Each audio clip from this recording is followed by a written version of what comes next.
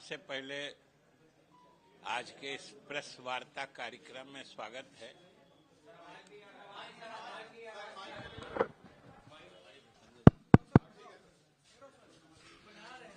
आप सब लोगों का स्वागत है। आज विशेष रूप से हमें आपको ये बताना है कि मुख्यमंत्री जी ने जो बिहार के बेरोजगार नौजवानों को सरकारी नौकरी देने का ऐलान किया था और एक अभियान के रूप में सरकार के विभिन्न विभागों में नियुक्तियां की जा रही हैं, उसी क्रम में अभी ही थोड़ी देर पहले संवाद भवन में 6,341 कनीय अभियंताओं को नियुक्ति पत्र दिया गया है। साथ ही जो श्रम संसाधन विभाग है उसमें भी लगभग 600 से ऊपर अनुदेशकों की नियुक्ति पत्र दिया गया है। मतलब दोनों को अगर जोड़ दीजिए तो लगभग 7,000 बेरोजगार और बेरोजगार के साथ साथ जैसा कि हमने कहा कि 6341 तो कनीय अभियंता हैं, यानी वो लोग स्किल्ड भी हैं, मतलब उनमें कौशल भी है, वो डिप्लोमा किए हुए हैं। और ये इसका उद्धरण मैं इसलिए खास तौर से कर रहा हूं कि ये नियुक्ति सरकार के अथक प्रयास के कारण संभव हो पाई है, क्योंकि इन नियुक्तियों के संबंध में विज्ञप्ति या विज्ञापन कहिए 2019 में ही निकला था और लगभग जो आप देख रहे हैं कि 5-6 वर्षों से अधिक से ये नियुक्तियां जो विधिक गतिरोध था उसके कारण रुकी पड़ी हुई थी। और चूंकि कनीय अभियंता चाहे किसी विभाग से संबंधित हो, उनके नियुक्ति का प्राधिकार या नियुक्ति के संबंध में निर्णय लेने का नोडल डिपार्टमेंट जो होता है वो जल संसाधन विभाग ही है, जिसका प्रभार मुख्यमंत्री जी ने मुझे दे रखा है। इसलिए मैं इस पूरे मामले से पूरी तरह अवगत हूं कि किस तरीके से 7 वर्षों से ये सारी नियुक्तियां रुकी पड़ी हुई थी। लेकिन मुख्यमंत्री जी से परामर्श करके हम लोगों ने इस मामले में मुस्तैदी से पहल की, क्योंकि इसमें कई पक्षकार हो गए थे। एक तो जो संविदा पर पहले से कनीय अभियंता काम कर रहे थे, दूसरे जो बिहार के अंदर के सरकारी संस्थानों से डिप्लोमा प्राप्त करने वाले अभ्यर्थी थे, तीसरे जो बिहार के अंदर जो गैर सरकारी लेकिन एफिलिएटेड जो यूनिवर्सिटी से एफिलिएटेड थे, उन संस्थानों से डिप्लोमा प्राप्त कनीय अभियंता थे, और उसके बाद कुछ बिहार से बाहर के संस्थानों से जिन लोगों ने डिग्री प्राप्त की थी। तो इस तरीके से इस मामले में कई पक्षकार हो गए थे, जिनके अलग अलग दावे थे, अलग अलग तर्क थे। और ये मामला समझिए 2019 से लगातार पटना उच्च न्यायालय से लेके उच्चतम न्यायालय तक ये विधिक पेचीदगियों में और समझिए कि गतिरोध में उलझकर फंसा हुआ था, नियुक्ति नहीं हो पा रही थी। मुख्यमंत्री जी से परामर्श करके हम लोगों ने इसमें विशेष पहल की। उच्चतम न्यायालय में हम लोगों ने जो अलग अलग पक्षकार थे उन लोगों के साथ बैठकर एक समेकित निदान का प्रस्ताव तैयार किया और विभाग की तरफ से यानी बिहार सरकार की तरफ से हम लोगों ने उच्चतम न्यायालय को एक सुझाव दिया, सुझाव के तौर पर प्रस्ताव दिया, जिसमें सभी किस्म के पक्षकारों की जो बातें थी, जो उनके दावे थे, उसका निदान उसमें समेकित रूप से कर दिया गया था। और मुझे आपको बताते हुए खुशी हो रही है कि हम लोगों ने जो सुझाव, जो परामर्श या जो प्रस्ताव उच्चतम न्यायालय को दिया, उच्चतम न्यायालय ने न सिर्फ उसको उचित माना बल्कि उस आधार पर अविलंब नियुक्ति प्रक्रिया पूरी करने का निर्देश दिया और उस प्रक्रिया को हम लोगों ने पूरा किया और बिहार राज्य तकनीकी सेवा आयोग परीक्षा फल प्रकाशित कर चुका है और आज 6341 कनीय अभियंता जो अलग अलग विभागों में अलग अलग संख्या में जा रहे हैं, सबसे अधिक तो जल संसाधन विभाग का है, फिर योजना एवं विकास विभाग का है, फिर कुछ लोक स्वास्थ्य अभियंत्रण का है, नगर विकास का, इस तरीके से अलग अलग विभागों को इन 6341 कनीय अभियंताओं में फिर वितरित किया जाएगा।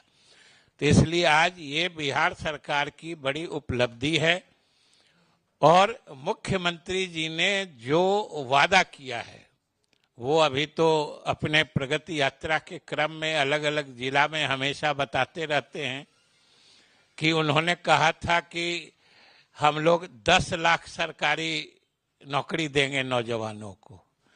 10 लाख में से 9 लाख से अधिक 1-1.5 महीना पहले हो चुका था और समझिए 7,000 अभी हुआ है, आज हुआ है। इस तरीके से जो बढ़ता जा रहा है, जो मुख्यमंत्री जी कहते हैं कि अब चुनाव से पहले जो हमने 10 लाख नौकरी का वादा किया था सरकारी नौकरी का, चुनाव से पहले लगभग 12 लाख नवयुवकों को हम सरकारी नौकरी देने की योजना बना चुके। तो ये सरकार की बड़ी उपलब्धि है और बिहार के बेरोजगार नौजवानों को बड़ा तोहफा है। खास तौर से समझिए कि जो पिछले परीक्षा दे के 6-7 वर्षों से हाई कोर्ट सुप्रीम कोर्ट में दौर बेचारे लगा रहे थे, ये बड़ी राहत भरी खबर है। इसलिए हमने सोचा कि आपके माध्यम से बिहार सरकार जो नौजवानों को सरकारी नौकरी देने का पहल कर रही है, ये बात बिहार के लोगों तक भी जानी चाहिए, क्योंकि आप लोग तो देखते रहते हैं, पता नहीं कहां कहां से लोग नौकरी देने का दावा भी करने लगते हैं। कुछ लोग कहते हैं कि हम थे तो नौकरी दिए थे। अब सोच लीजिए कहाँ है कि नौकरी बंद हो गई है। नौकरी तो सरकार में लगातार दिया जा रहा है और मुख्यमंत्री की घोषणा के हिसाब से दी जा रही है नौकरियां।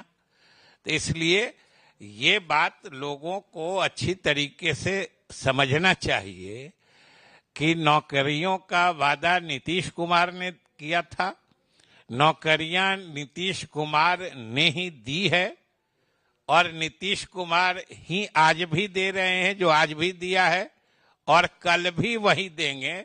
बिहार के लोगों को यह भरोसा रखना चाहिए और खास तौर से बिहार के नौजवान इस बात को समझते भी हैं और उनको आशा है तो सिर्फ नीतीश कुमार से, बाकी लोग भटकाने की भले कितने कोशिश कर ले वो सफल होने वाले नहीं है। चलिए,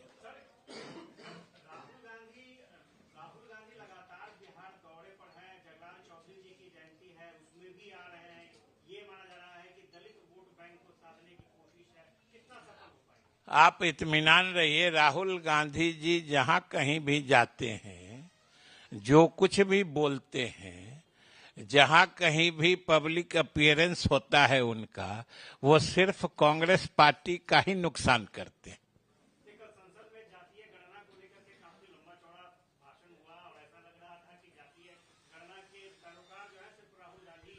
समझ लीजिए, समझ लीजिए, इसका मतलब उनको मालूम नहीं है कि बिहार सरकार ने जातीय गणना के मामले में और खास तौर से हमारे मुख्यमंत्री नीतीश कुमार जी ने तो जातीय गणना कराकर उसके आंकड़े प्रकाशित कर और उन आंकड़ों के आधार पर जो दलित, महादलित या पिछड़ों की संख्या बढ़ी थी उस प्रतिशत के हिसाब से आरक्षण भी बढ़ाने का फैसला कर लिया है। अब उनको उनकी नींद आज खुली है तो वो अपने नींद में कुछ देख रहे हैं, तो लगता है अभी तक पूरे जगह नहीं है और जातीय गणना का अर्थ समझ नहीं पाते हैं। क्योंकि बिहार या छोड़िए देश में अगर कोई ईमानदारी से जातीय गणना की बात करेगा या जातीय गणना की बात करने में वो गंभीर है, जिम्मेदारी से बात कर रहा है, तो वो सिर्फ नीतीश कुमार का नाम उसको लेना पड़ेगा। और अगर नहीं लेता है, क्योंकि बिहार ने ही देश को रोशनी दिखाई है इस मामले में, तो जो नाम नहीं लेता है वो ईमानदार नहीं है।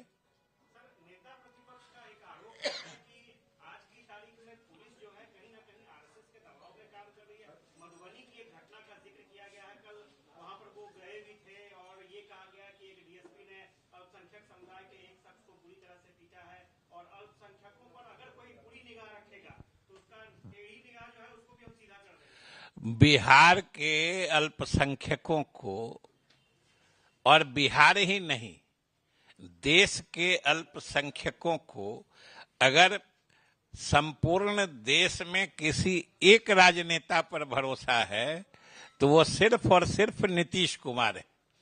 क्योंकि बिहार में जितना अल्पसंख्यकों के हित में काम हुए हैं, नारेबाजी, उनका मनोवैज्ञानिक शोषण करने वाली बहुत पार्टियां हैं, लेकिन उनकी आर्थिक हालत सुधारने के लिए अल्पसंख्यकों में इल्म यानी शिक्षा के प्रचार प्रसार के लिए अगर किसी एक प्रदेश की तरक्की मिसाल बनी हुई है तो वो बिहार है, जिसमें नीतीश कुमार ने अल्पसंख्यकों के हित में इतने फैसले किए हैं कि दूसरे राज्य उसका अनुकरण कर रहे हैं।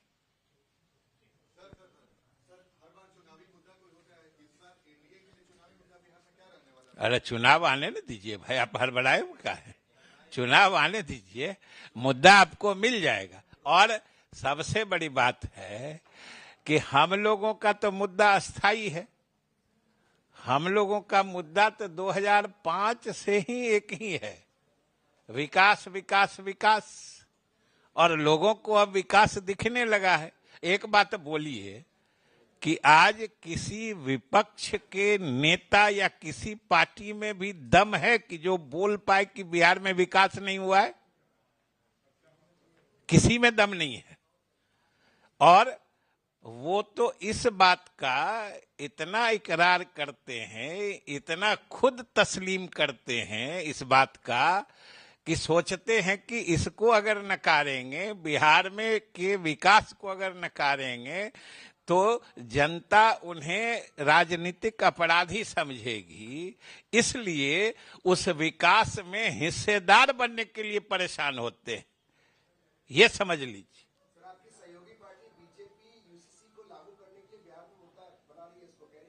कहाँ बिहार में मुद्दा बना रही? आप जबरदस्ती मुद्दा आप खड़ा कर रहे हैं। अपना एजेंडा पीछे रखिए ना, अपना एजेंडा पीछे रखिए।